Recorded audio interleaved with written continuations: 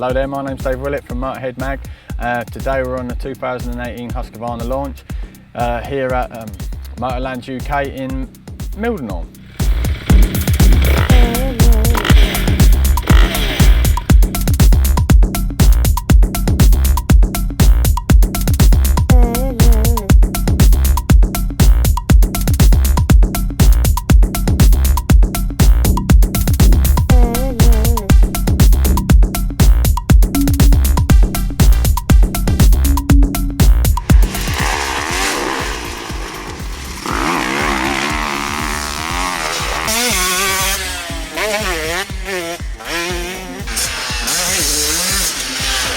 So at the beginning of the day, the main focus was to see if the bikes had been refined and see if they'd been improved.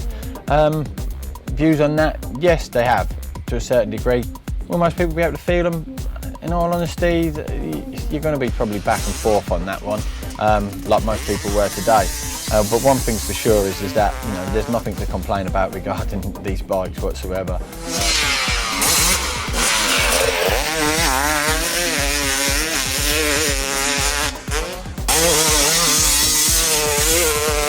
Two strokes as well, they've had carb modifications, let's say. Not quite sure on what's gone on inside there, and it seems that most of the people at Husky aren't very sure either.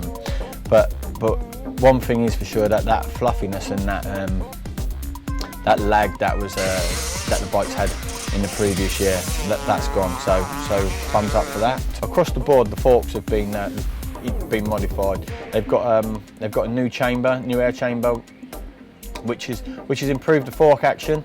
Also as well, they've got a new outer tube, which is well, they're saying it's a new outer tube, so it's probably either a little bit thinner or made of different material. This will allow a little bit of flex.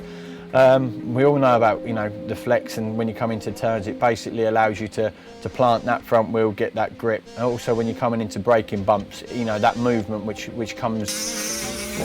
you need, rather than that feeling coming through your arms and coming in and hurting your wrists. So yeah, so that, little changes, but good improvements. The brakes, we thought that they were going to be upgraded to, or I shouldn't say upgraded really. We thought that they were going to have Magura on them, but actually this year they've got Brembo steered, so that's quite good.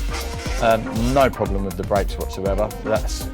There's no issue there. Standard question which we always get asked, what's the difference between a Husky and a KTM? Well, the difference is the balance, and obviously the airbox. Do they ride different? Yes, they do, and most people who ride a KTM will say that. What happens, the easiest way to explain it is that a Husky sits a little bit lower when you're on it. You feel a little bit more back. The KTM, you feel a little bit more central, a little bit more upright. When you sit on the bike as well, you can feel that. Also as well on the Husky, unless you're really committed into the turns, you will ride a little bit higher. So for me, I quite like that because I can steer with the rear end, no problem. 450s so fast still, it's just a handful.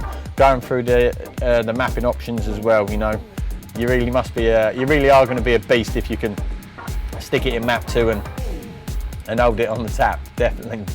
250F, one of the fastest bikes out there from production, still is, still ticks the boxes.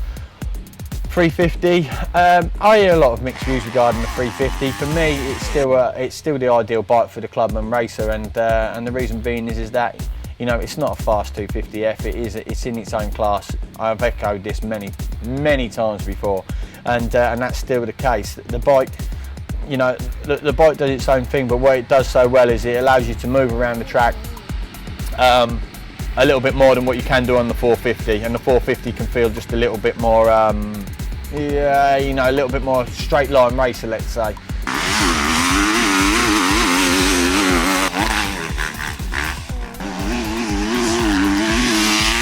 Well, the thing that, I'll be honest with you, one of the things that I don't really like about the Husky is that side panel. The side panel which you pop up fully to change the air filter.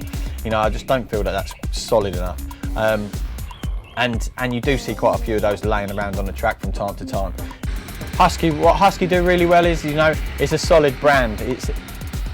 it's a brand that people feel attached to, you know, and it's growing, forever growing. It seems that the youth are buying more and more into it. You know, they like the look.